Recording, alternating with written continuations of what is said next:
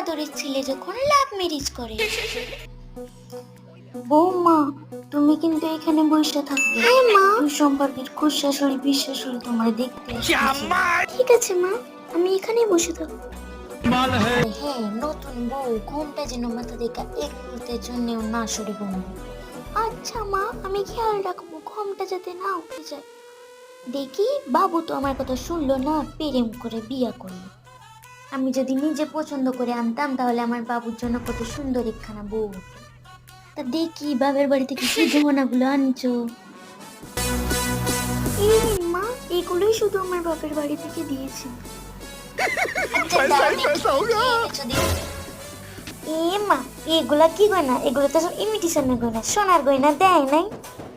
হ্যাঁ মা, শুধু এগুলোই এনেছি। আরে বড় কপাল আমার, একটাও সোনার গয়না নেই। আমার মাথা ঘুরতেছে।